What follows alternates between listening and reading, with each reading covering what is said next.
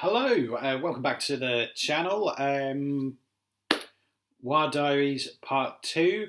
It's going to be chatting about the first two rounds in the Vassal League, and also going to talk about a bit of a hot topic at the minute, the future, if any, of organised play and Underworlds in general. So grab a brew. This is a lot of me chatting. There's no graphics or anything to look at on the video. So grab a brew, listen to this while you're doing the ironing or painting your Necron Silent King, the best model in 40k, or sorting out your Underworlds cards.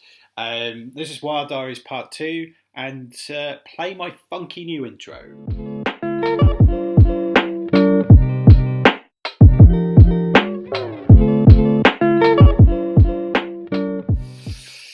So we are I am anyway, 2 games in on the Vassal League, and again, my first game I got Tommy, the reigning champ, I believe. So many Vassal tournaments and leagues and things. I'm pretty certain Tommy won the last one, and also part of the winning team from the Path to Glory team event that they did. So, really good player, really good egg.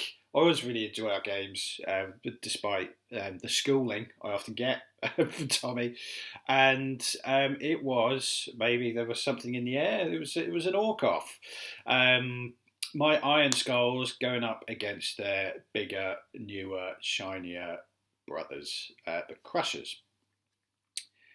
So, instantly, this is going to be a rough. At the back of my head, I thought this is going to be a rough game.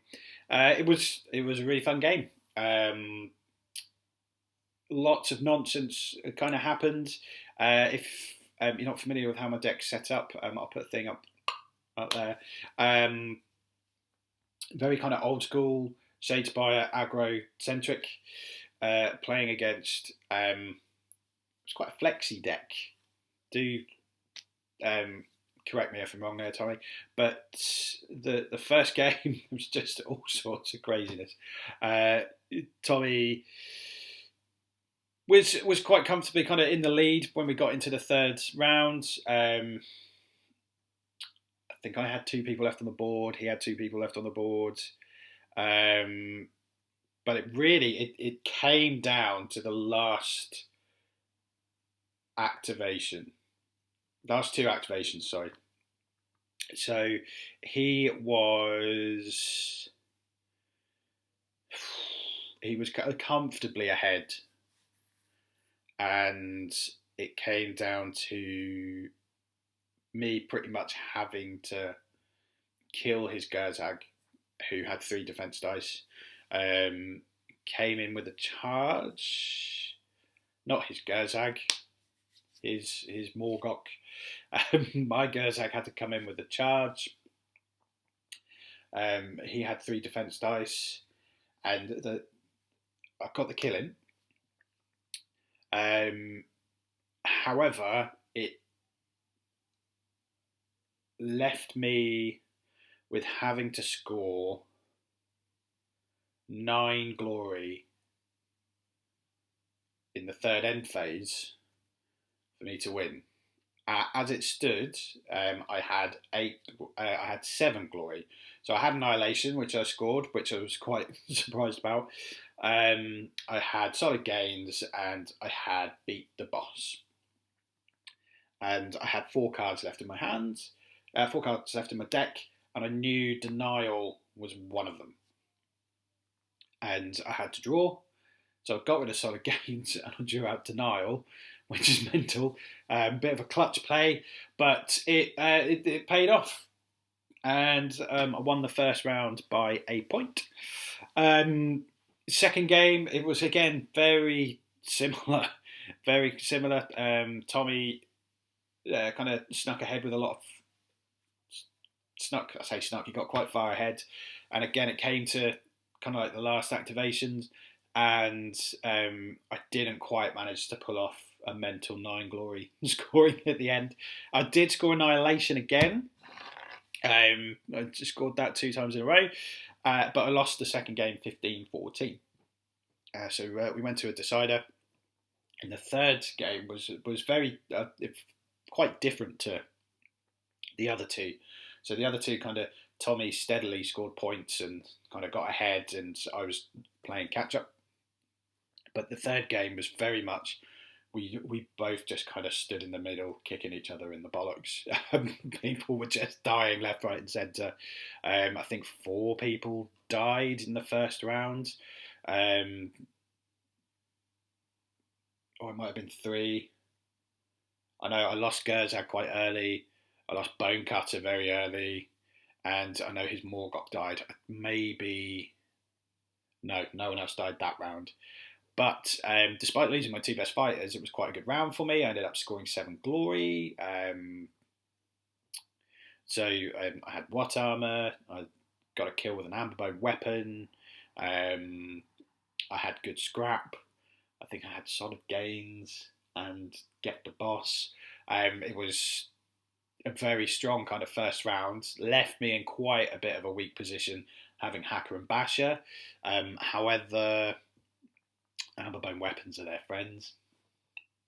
And Hacker having Cleave on crits as well is quite handy against Crushers. It got to the stage where by the end of the second round, it was a Basher versus Thug were the last 2, and we were hovering around no man's land. And I won the roll off, and used it like before I started playing like Vassal tournaments quite regularly. In the back of my head, I'd be, if I can kill something, if I can potentially kill something, I would try and do it. But more and more playing against playing against people like Tommy, playing against people like my friend Sean, Benny, any of these tournaments, you do kind of learn that you should play your objectives. That's what's going to win. So I did. I had Denial in hand. I did have Annihilation in my hand, but the odds were quite against me being able to kill him with an attack. So I moved quite as far into his section that I could go. Kind of more or less guaranteeing that I'd score Denial, even if he killed me. And I think I was 10-6 up at that point. I had Rebound, everyone's favourite card in my hand, so if he did come in for an attack, Rebound could have gone off, and because I've just moved, I could have taken a swing. I had an Amberbone weapon in my hand as well. And that is what happened. He got a successful attack in. I rebounded hit. I didn't get to kill him with the other attack, so I think the scores stayed pretty static. He had the push 3 after you make a move, so he was able to go in and come out. So I didn't score Denial, I didn't score Annihilation, but he didn't get to score anything either. So already feeling like I've done better than I did with the Godsworn with a win in my first game. It's not like I am fully aware, particularly in that first game, that it was a massive kind of clutch win by making that draw. Crushes are, I don't know how other people feel about them, but I was so excited for them when they came out. They just feel like they're missing something, and I appreciate that. That thing that they're missing could potentially have made them completely overpowered. Just having one kind of defense dice when they inspire seems like it's a problem for them. Particularly if you fight someone that has access to Cleave, where I have it with Hacker, and I can put Cleave on Bone Cutter and Gerzag. but I also think I had a few cards in there that you don't really see much at the moment. But like in a straight up fight, Iron Skulls are good. You know, you need to. Well, like any aggro warbands, you need to get lucky with your dice. You need to get lucky with your card draw. But that game felt like an old school Shadespire game, which is I prefer those type of games than the both teams just trying to grab objectives and stuff like that. But yeah, 2-1, really good game. You know, Tommy's still probably going to make the cut. He's a really good player. He's like, and I'm sure next time we play, he's going to absolutely batter me into the ground. But I look forward to Tommy getting his revenge. Second round. Second round of games, I played against Jan. Jan, new to Vassal, definitely not new to tournament play. You may, if you're a regular to like the big tournaments or just keeping an eye on the tournament scene in general, you probably recognise his big glorious beard that he has. I'm pretty certain he won a skirmish at Warhammer World over one of the Grand Clash weekends. So he's probably won copious amounts of tournaments as well.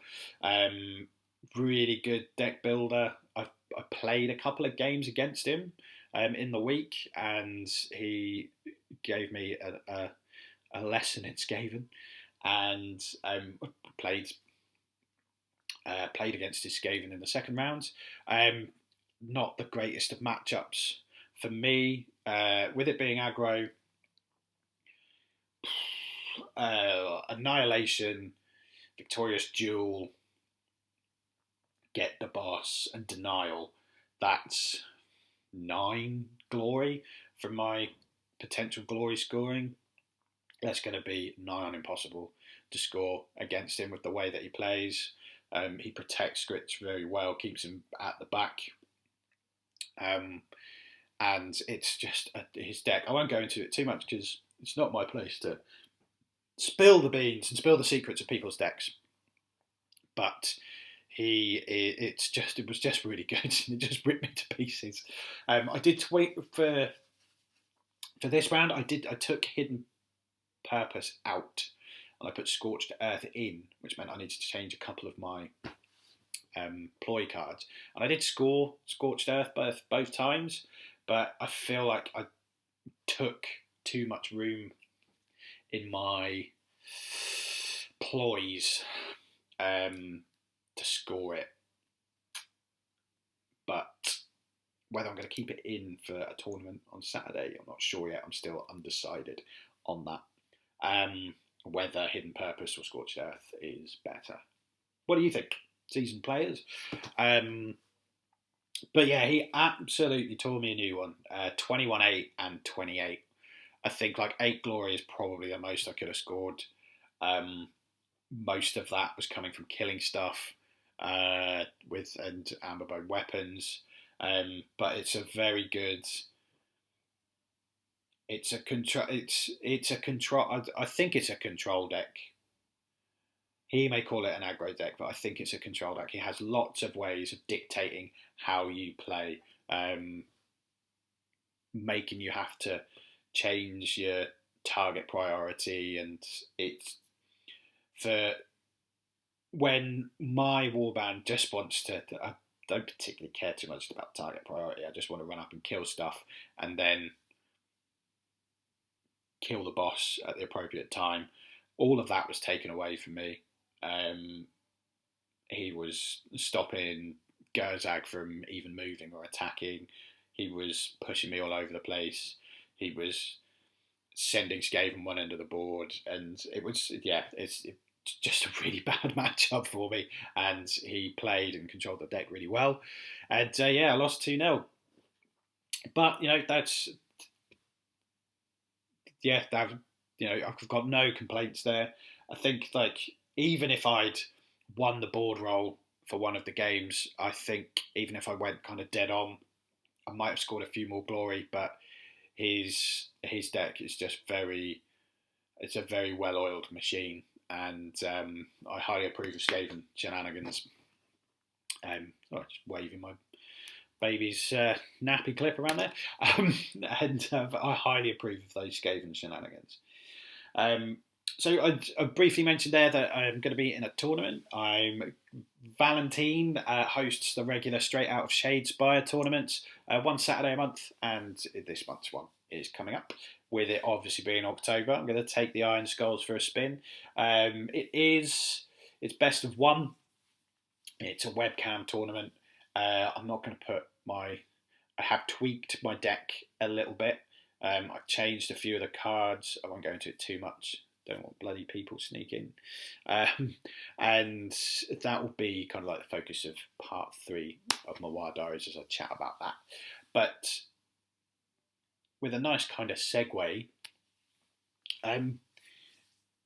organised play in general has been quite a hot topic this week. Got a lot of people on Discord chatting about it. I know the guys over at Agents of Sigmar have kind of briefly mentioned that in one of their live chats they had a good discussion about like the future of Underworlds, and it's not looking too. I don't think it's looking too bright, unfortunately. Now, the reason I say that, for the kind of like, it's the first time since it's been released, we're at the stage where the new season is coming, and there doesn't seem to be much hype about it, and it's quite understandable. This is it's a organised play focused game. The release of the Arena Mortis expansion locally has piqued quite a bit of interest from kind of like the more casual players. I know a few people who have been playing Arena Mortis who don't play tournaments at all, and they're playing Arena Mortis quite a lot. That has then kind of piqued their interest. Like, oh yeah, they start talking about the season 4 stuff. But like the tournaments are, you know, like official tournaments, sit in the store tournaments, they're non-existent. The COVID situation worldwide is getting worse again. So when a game is so heavily invested in its own tournament scene, what does that mean for the game? I'm undecided as to whether I'm gonna buy it straight away. I think I'm gonna sit and wait, and I think a lot of people are potentially gonna be like that. Can Games Workshop change the way they look at organised play to try and keep interest high? I don't know, because at the moment the packs are geared towards tournaments. You know, there's a lot of chat that they're not even going to be producing organised play packs while the pandemic is on, which is understandable. However, if they're not producing those organised play packs and stores don't have a way of having organised play, how does a game focused around organised play continue to exist? And Games Workshop they're a business at the end of the day, and if people don't buy this next set, what do? How far down the line are they in designing season 5?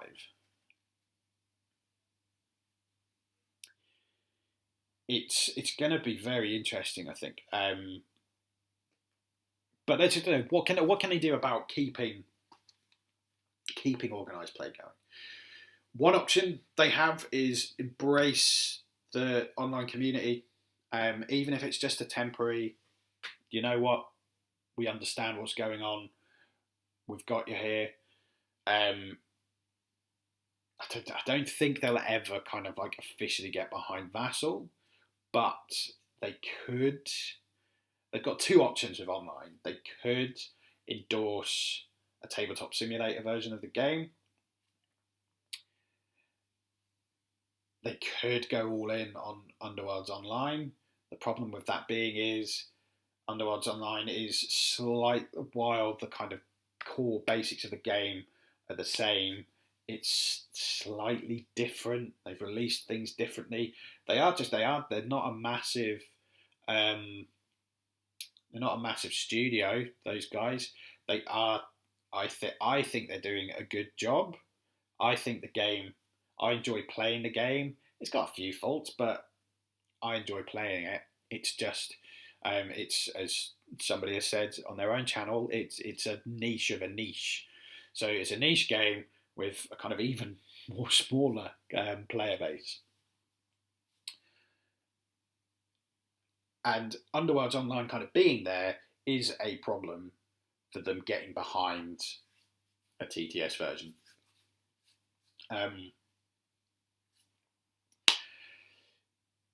So I can't see, like, as much as I'd love to see it, I can't see that kind of happening really. You know, if they did get behind a tabletop simulator version, they could then host tournaments and things like that, just to kind of keep the ball rolling until things clear up. They could put an emphasis on leagues for stores to hold leagues instead of holding tournaments. But then in the UK in particular, there is now this new tier system with regards to things being closed down. And would you, like, as much as I'd love to enter a league, you know, I'm thinking of hosting one at my local store. I chatted to him last night about that. The problem is, in the UK at the minute, the government could go, "You're closed," and just shut. They're just shutting down, like they're doing local lockdowns. So are people going to want to commit to a league if it's not even 100% certain the league's going to finish? It's just all a bit of a mess. And as much as I'd like to think Games Workshop have a plan, I think they're going to look at how this box sells, and if it doesn't sell as well as they think they did, they're going to go, right, we need to put this particular game on hold. I mean, what do you guys think? Do you think that Underworlds is going to get past season 4? Because if this pandemic is still going on this time next year, which it could be, no one knows. Does Underworlds as a game survive? I'm not totally sure really, and it would be a shame if it didn't. Kind of on the plus side, if it just gets shelved for a little while, if all of their kind of smaller specialist games get shelved for a little while, it means they have time to now kind of tweak, maybe even just release it as an Underworlds 2.0. You know, they've got the core there for this game to be really good. Maybe a little time off of a release schedule can mean that they can tweak things, listen to the community a bit more about how they could change the game for the better. Who knows? But I'd love to kind of hear what you guys are all thinking. But even before COVID, what was the scene like where you were? Where I am, it was a varied bunch. Shadespire, a lot of people were playing. A few people dropped out in Night Vault, but that kind of got replaced by a new wave of people. Beastgrave, a few people dropped out, but then again that got replaced by another group of people. So it's kind of been up and down where I am, but I've been hearing like some areas it was dying off before COVID. So what do you guys think the future of the game is? Let me know in the comments. Keep an eye out for the next video. Going to be chatting about Straight Outta Shadespire. If you are interested in it, I will put a little link to the Facebook group in the description. It's a webcam tournament. I can absolutely recommend them. It's just really good fun. It's really casual as well. I think it's just a group of like-minded people that just want to chuck dice and see the whites of their eyes when they're doing it as well. But I'll put a little link in there, and if you want to be a last minute entry, then do jump on there. You literally just need a webcam and space to play a game. So yeah, do get involved if you can. In the meantime, stay safe and keep an eye out for part 3 of the Waaagh Diaries.